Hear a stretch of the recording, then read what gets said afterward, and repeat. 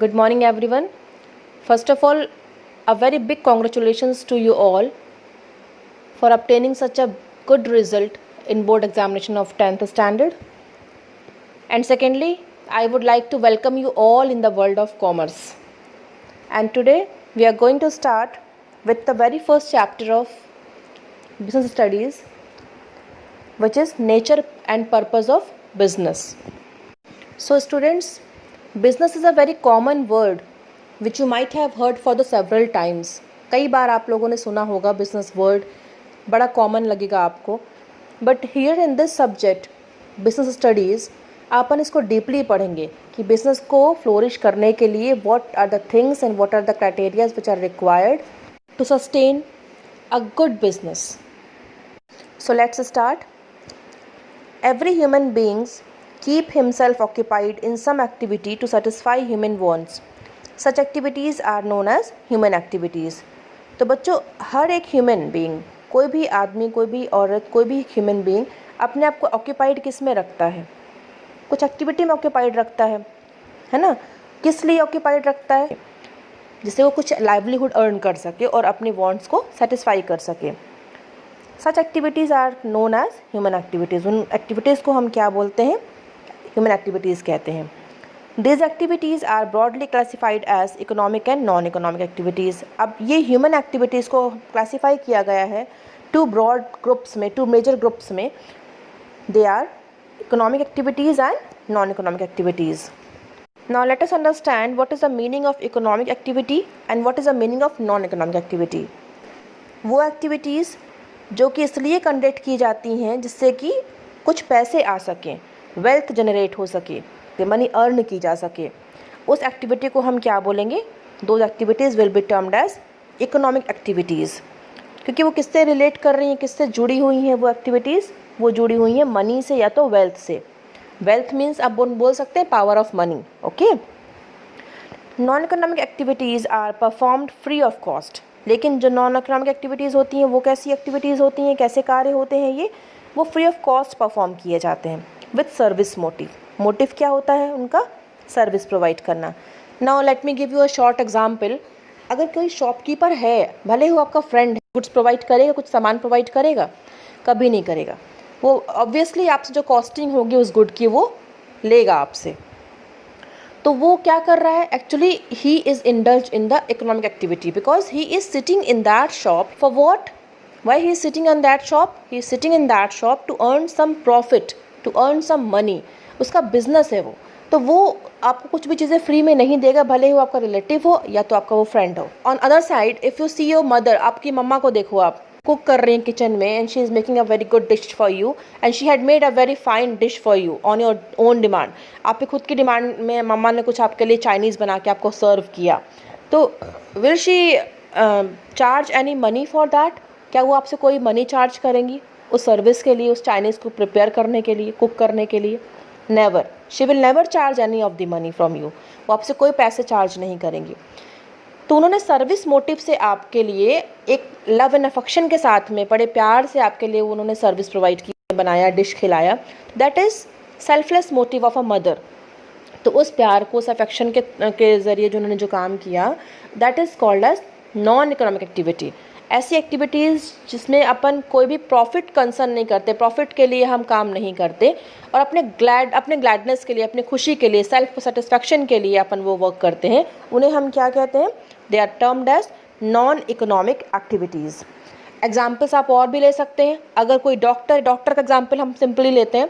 अगर डॉक्टर ने किसी अनदर पेशेंट का ट्रीटमेंट किया है, सर्जन है और उसने किसी का ऑपरेशन किया है, उसको उसने क्योर किया है उसके डिसीज़ को, तो ऑब्वियसली ही और she will charge money for that operation, है ना.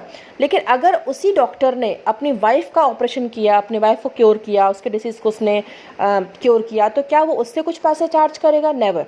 वो कभी चार्ज नहीं करेगा. तो उसकी जो फर्स्ट सर्विस थी टुवर्ड्स अ पेशेंट, वो क्या कहलाएगी?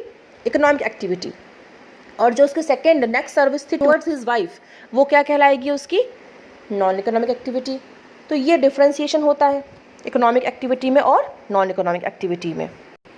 तो ये सारे ही प्रोफेशन से, डॉक्टर, टीचर, लॉयर, ये सब प्रोफेशन के अंडर पे आते हैं. सीए, ये सब सर्विसेज ग्रांट करते हैं। क्या ये कोई गुड्स बेचते हैं? क्या कोई सामान बेचते हैं? नहीं, ये कोई सामान नहीं बेचते।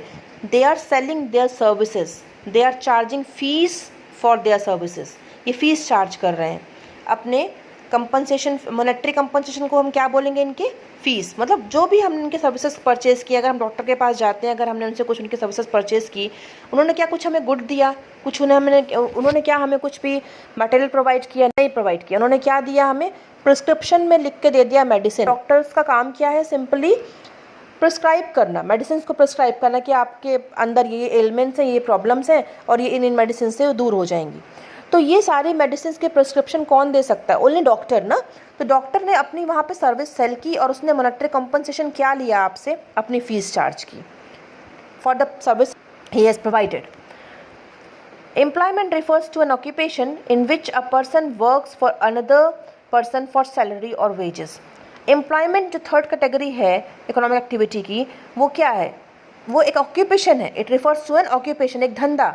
इन which a person works for another person, जिसमें कि एम्प्लॉयमेंट में बंदा क्या करता है? एक बंदा दूसरे बंदे के लिए काम करता है, एक आदमी दूसरे आदमी के लिए काम करता है और उसको उस काम के लिए या तो सैलरी मिलती है तो वेज मिलता है।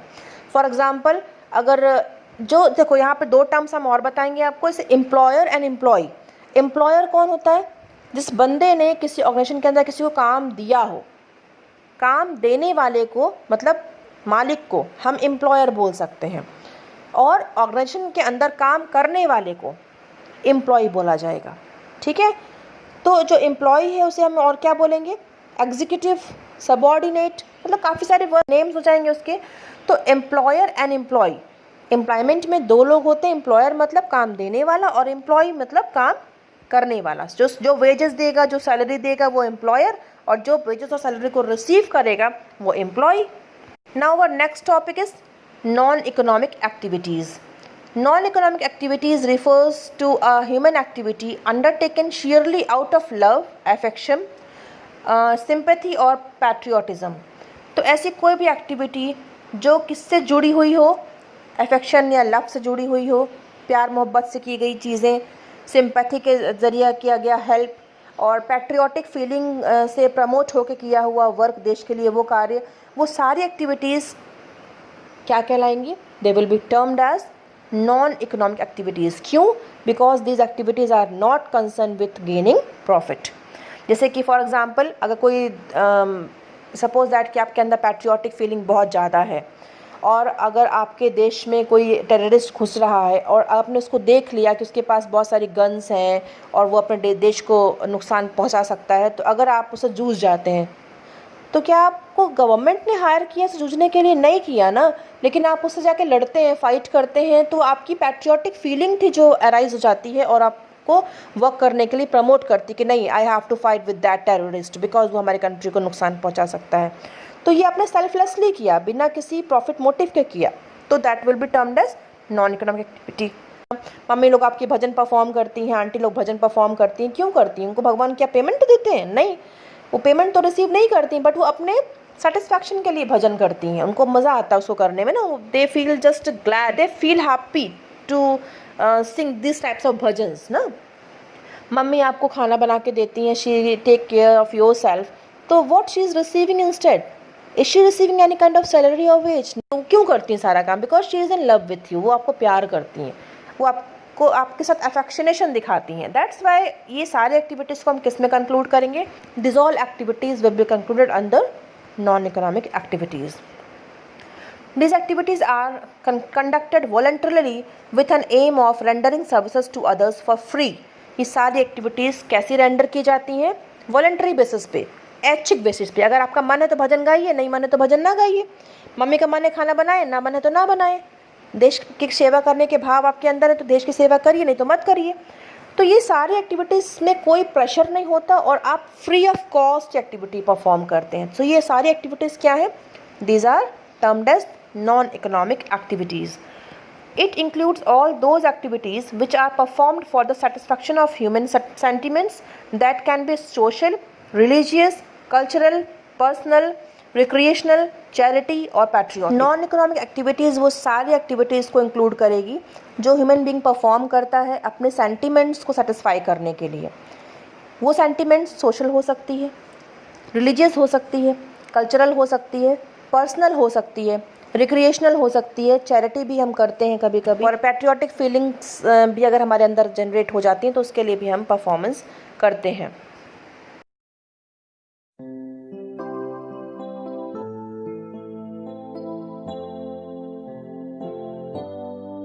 आज हमने पढ़ा कि ह्यूमन एक्टिविटीज़ को हम दो पार्ट्स में डिवाइड करते हैं, दो ग्रुप्स में डिवाइड करते हैं।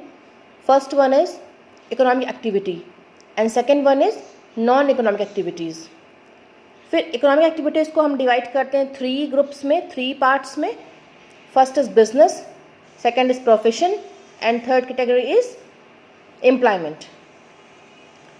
एक बार मीनिंग फटाफट देख लेते हैं।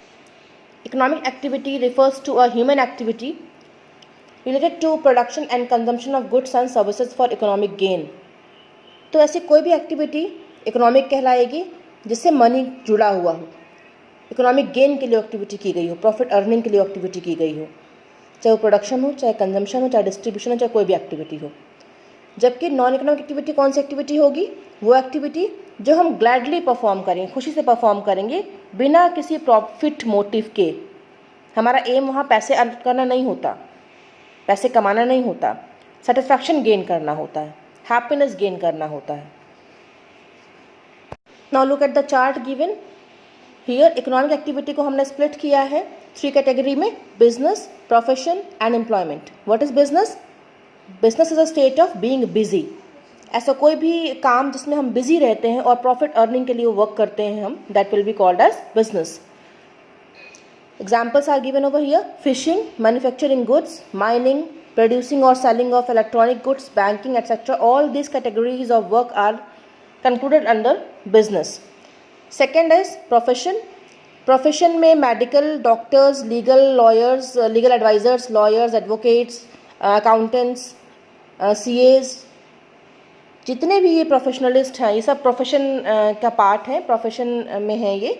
और इनको इन स्किल्स को डेवलप करने के लिए प्रॉपरली ट्रेनिंग मिली है, इन्होंने ट्रेनिंग ऑक्यूपाई की है, ट्रेनिंग ली है, उन्होंने काफ़ी पढ़ाई की है, स्किल को अपने डेवलप किया है, then that's why they are under these professions. तो इन्हें हम क्या बोलेंगे, इस कैटेगरी को हम क्या बोलेंगे? प्रोफेशन। जहाँ पे कोई बंदा प्रॉपरली स्टडी करके, प्रॉपरली ट्रेंड होके वो स्किल को परफॉर्म करता है, उसे हम प्रोफेशन कहते हैं।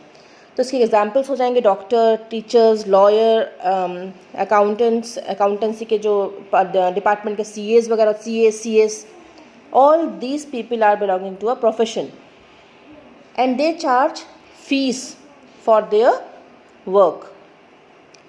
Third category is employment. Employment में कौन कौन से बंदे इंक्लूड होंगे? Workers, employees, salesman, etcetera, and they receive wages and salaries for their work.